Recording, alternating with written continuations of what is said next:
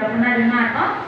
Nah, jadi beta akan berbicara tentang vaksinasi COVID-19 saja. Jadi ini pelaksanaan vaksin, pemberian vaksin COVID-19.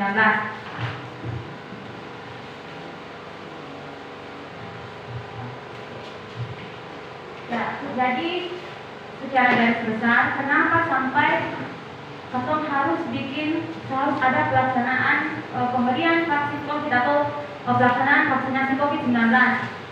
Tujuan utamanya itu untuk Katong kasih kurangi transmisi atau penularan dari penyakit corona COVID-19 penularan. Katong harapkan itu Katong juga bisa turunkan angka kesakitan dan angka kematian karena COVID-19 ini. Jadi tujuannya yaitu, jadi kalau misalnya proses pelaksanaan vaksinasi ini sendiri itu dia punya moto, saya tak kenal maka tak kebal. Kan biasanya kita pakai istilah sing kenal, sing sayang kok. Kalau ini tuh sing kenal, sing kebal. Kenapa begitu? Ibarat kayak katong kasih pelaksanaan vaksinasi COVID-19 ini, itu katong dapat vaksin COVID. Jadi tujuannya untuk katong dapat itu supaya katong tubuh ini kenal. Oh, ya tubuh tentara di dalam tubuh ini berpikir bahwa oh berarti virus COVID itu kayak begini. Berarti nanti kalau seandainya beta terinfeksi, beta tubuh sudah tahu oh yang masuk ini COVID. Berarti beta mesti punya cara untuk perang virus ini itu bagaimana. Jadi biasanya dong berpikir bahwa ini bodoh kalau begitu. Kalau dong vaksin COVID-19 ini dong pasti gatong virus corona masuk dalam tubuh. Nah, jadi pemberian vaksin ini itu virus yang sudah dilemahkan, lemah. Jadi intinya itu cuma untuk kasih kenal bahwa gatong punya tubuh. Ini corona tuh yang kayak gini. Jadi nanti kalau virus yang gatong terinfeksi yang aktif, gatong tubuh sudah tahu mesti perang virus ini bagaimana. Begitu. Nah, makanya semboyannya sing kenal, sing kebal. Jadi vaksinasi ini tujuannya untuk kasih kenal atau punya tubuh supaya kebal. Terus, kalau begitu ada yang bilang berarti Ibu Dok, berarti kamu kalau vaksin, kamunya akan kena corona, itu juga hoax. Tadi kayak beta bilang, kalau kamu dapat vaksin, itu berarti kamu punya tubuh sudah kenal. Supaya kalau virus dia masuk, katong tubuh sudah tahu perang mesti pakai senjata apa, mesti bagaimana. Jadi enaknya kalau katong vaksin ini, resiko untuk tertular itu bisa ada, untuk kena COVID itu masih bisa ada. Sayangnya, ya tapi yang enaknya ini, kalau katong sudah terinfeksi, bisa katong punya gejala yang timbul itu lebih ringan dibandingkan orang yang sering vaksin sama sekali. Jadi gejala berat kayak COVID itu bisa sampai sesak napas, apalagi dengan ada riwayat-riwayat penyakit-penyakit sebelumnya, misalnya ada sakit jantung, sakit gula, tensi biasa tinggi-tinggi, terus sering vaksin nanti kalau misalnya terinfeksi gula balik tinggi kan misalnya, katong kan tahu pakai kapal nih, sekalipun sudah rapid, katong sering tahu. Siapa tahu dia bisa dapat lewat ABK atau yang lain-lain misalnya. Terus dia terinfeksi, misalnya yang belum divaksin ini, yang belum divaksin sudah ada riwayat sebelumnya, dia punya gejala bisa lebih berat dari yang sudah divaksin. Bisa sampai tiba-tiba batuk-batuk, sesak-sesak dalam jangka waktu yang cepat, sesak, harus pakai oksigen, alat bantu napas, nah gitu. Sedangkan kalau yang sudah divaksin, bisa saja dia punya gejala kayak batuk, pilek, demam, atau bisa juga tanpa gejala. Itu enaknya yang sudah divaksin. Jadi ini sekadar untuk pengetahuan saja bahwa ternyata ini survei persepsi masyarakat tentang vaksin COVID ini.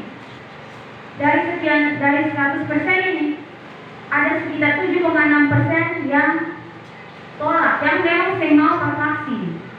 Kemudian ada 27,6 ini 6% ini yang belum tahu vaksinasi COVID itu bagaimana, dan untungnya sekitar 64,8% ini sudah menerima. Ini yang di Indonesia ya.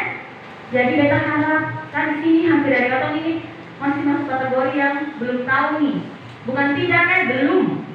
Sekarang kan sudah kasih tahu kan, berharap dong saya masuk di golongan yang 7,6%, tapi dong bisa masuk di 64,8% yang bersedia untuk menerima vaksin. Nah, ini angka update terakhir bulan Desember tahun kemarin. Ternyata yang terkonfirmasi segini banyaknya. Kemudian yang meninggal saja sudah sebegini banyaknya. Jadi pemerintah harapkan dengan pelaksanaan vaksinasi COVID-19 ini, angka kematian, kasus terkonfirmasi itu, kasus yang meninggal, kasus aktif semuanya juga potong bisa tekan, bisa turunkan. Angka kesakitan dan angka kematian itu bisa potong tekan. Jadi ini salah satu program supaya potong bisa perbaiki angka ini. Yang terkonfirmasi yang meninggal ini ternyata banyak, kasih turun supaya banyak-banyak.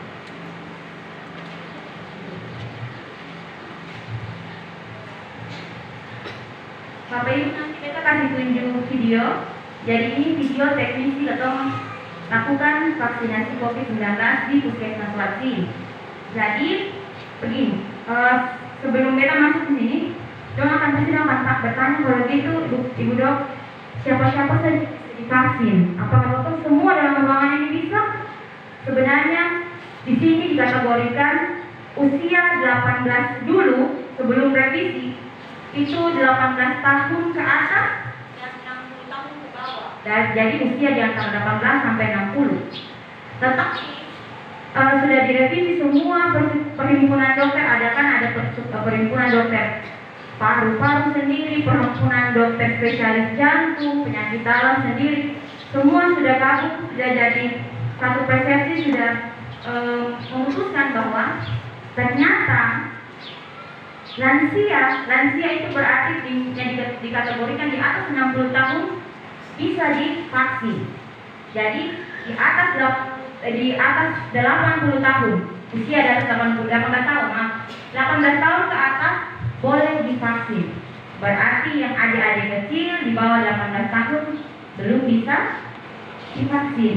Dan saat ini yang vaksin yang beredar di Indonesia itu merek Sinovac. Pasti dong ada dengar, dong nonton di televisi. Ibu Dok, ada satu jenis vaksin lagi yang kita juga sudah begitu pada punya nama pokoknya A-1 itu sudah masuk di Indonesia. Itu yang ada penelitian beberapa negara itu masih menolak karena ternyata dong bikin ada efek sampingnya juga. Di Indonesia memang sudah masuk, tapi atau punya Menteri Kesehatan sendiri itu tanggal 15 kemarin sendiri itu tahan vaksin itu karena sampai sekarang atau masih menunggu bagaimana WHO kasih keluar dia punya hasil penelitian untuk vaksin itu. Tetapi sekarang kita akan masih terus pakai vaksin yang merek Sinovac. Itu sudah berjalan. Jadi pelaksanaan vaksinasi ini ada 4 tahap. 4 tahap. Kenapa harus dibagi 4 tahap? 1. Vaksin ini sendiri dia terbatas. Makanya pemerintah bagi menjadi 4 tahap. Tahap yang pertama itu dilaksanakan untuk tenaga kesehatan. Kenapa tenaga kesehatan utama? Karena dia yang langsung terpapar, kontak langsung dengan pasien. Mungkin batuk pilek biasa, dong lari ke PLS, pasti dalam pandangan dok, atau batuk beringus, ada panas. Dan gejala COVID ini seperti itu sudah jelaskan waktu kejadian sebelumnya. Dia punya gejala ini hampir sama saja dengan infeksi saluran nafas biasa yang lain. Jadi ada sedikit susah untuk membedakan kalau misalnya tanya banyak. Jadi tahap pertama diutamakan untuk tenaga kesehatan. Kebetulan Ketong sendiri di Puskesmas Watsi kita sudah dapat, dan juga tenaga kesehatan yang lain di Puskesmas Watsi sudah. Kemudian tahap yang kedua yang akan dilaksanakan sebenarnya di provinsi itu dong sudah mulai jalan dari 2 minggu yang kemarin sudah jalan tahap kedua. Tahap kedua ini untuk siapa-siapa? Sasarannya ini untuk pelayanan publik. Pelayanan publik itu yang masuk itu apa-apa saja dong? 1. Pegawai negeri, guru misalnya, kemudian supir angkot, tokoh-tokoh agama, misalnya pendeta, pastor, imam, itu masuk di tahap kedua ini.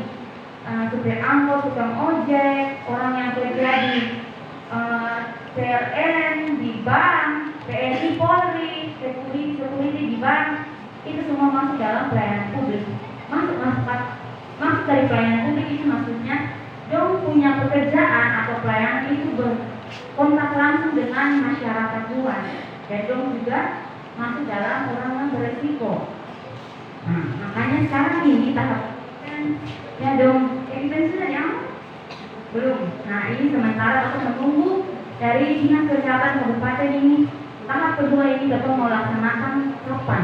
Kemungkinan bulan depan, minggu depannya atau 1 minggu lagi. Kita sementara menunggu. Jadi ibu-ibu guru, bapak-bapak guru juga, pokoknya yang tadi kayak kita sudah bilang yang masuk dalam kategori tahap kedua ini jaga kesehatan supaya kalau misalnya ada pemberitahuan untuk vaksin dong siap untuk divaksin. Kemudian yang masuk tahap ketiga itu dilaksanakan sasarannya itu pada masyarakat yang beresiko. Masyarakat di daerah-daerah yang beresiko dalam artian bahwa daerah-daerah yang dia punya tingkat kejadian orang yang sakit COVID terkonfirmasi ini banyak. Terutamakan di daerah itu, masyarakat yang ada di situ. Misalnya, di Ngati, Peninganya, di Ngati itu ada yang terkonfirmasi COVID itu ada 10 kakak, misalnya. Berarti dong akan utamakan Ngati dulu dibandingkan Wasin, Bombay. Jadi itu daerah-daerah atau masyarakat yang beresiko. Jadi akan utamakan itu. Itu masuk tahap ketiga. Sedangkan tahap keempat itu masyarakat luas seluruhnya. Begitu. Jadi ada 4 tahap. Katong sekarang Kabupaten Maluku Tenggara tahap pertama untuk tenaga kesehatan katong sudah selesai. Sekarang katong masuk ke tahap kedua untuk pelayanan publik. Kemudian sekarang kalau begitu ibu dok, siapa-siapa saja yang bisa masuk untuk vaksin. Tadi 18 tahun ke atas, lansia juga masuk. Tetapi bedanya kalau 18 tahun sampai 60 tahun itu dong semua dapat 2 dosis. Hari pertama misalnya hari ini Bu Pendeta dapat vaksin. Berarti 14 hari ke depan Bu Pendeta dapat vaksinnya dosis kedua. Jadi ada 2 dosis. Sedangkan kalau lansia misalnya Bapak Yanse umur berapa tahun sekarang? 64. Bapak Yanse 64 masuk kategori lansia. Berarti Bapak Yanse ini dapat vaksin misalnya hari ini. Berarti 28 hari lagi baru Bapak Yanse dapat vaksin dosis kedua. Jadi di atas 60 tahun dia punya jarak pemberian vaksin pertama sama yang kedua itu 28 hari. Kemudian ibu yang menyusui sudah boleh diberikan vaksin. Yang hamil tetap tidak diberikan vaksin. Kemudian orang dengan tensi tinggi. Kalau dulu Jong bilang kalau misalnya dia ada riwayat tensi tinggi, kemudian pada saat mau divaksin, ternyata dia tensi tinggi, berarti tidak diberikan. Tetapi sekarang anjurannya orang yang tensi tinggi bisa diberikan, tetapi dia punya batas tensi itu harus dia punya yang di atas itu yang di atas 180, sedangkan yang di bawah itu 110. Jadi kalau misalnya ada yang datang tensi dokter tensi 150/90, berarti itu dikategorikan tinggi tapi masih bisa diberikan gitu. Atau dokter dia potensi 160/100 dan kasih tidak, masih bisa diberikan dan aman. Kemudian yang sakit gula, kalau dulu dibilang sakit gula tidak boleh diberikan. Sekarang ini sakit gula boleh diberikan, tetapi dengan catatan kalau orang itu dia sakit gula, dia tidak sementara ada penyulit. Penyulit itu maksudnya dia punya gula sudah tinggi, terus ada kaki luka karena gulanya yang tinggi, berarti dia otomatis memang tidak diberikan.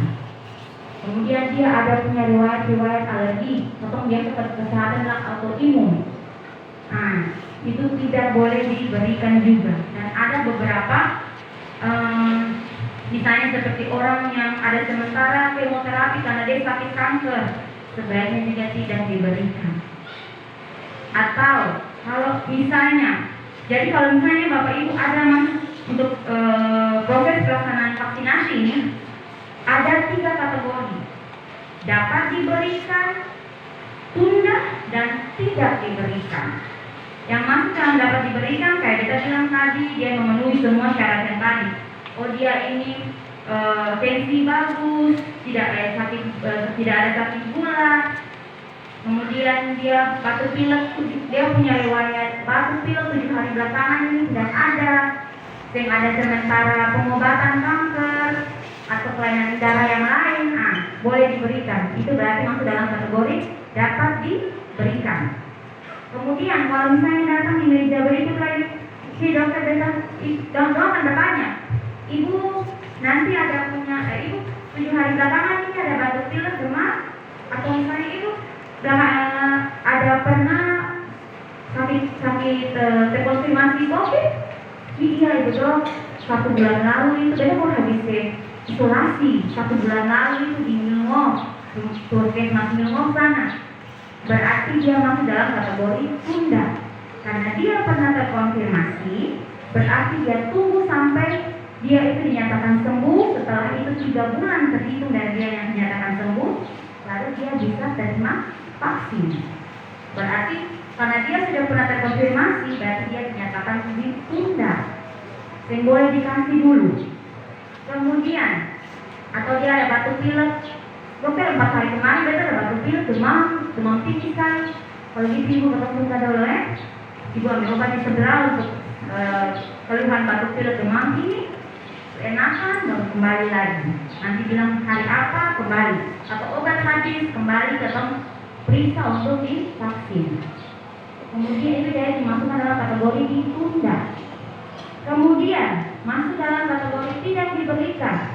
Datang tensi paling tinggi 200/100, ya dia tidak diberikan.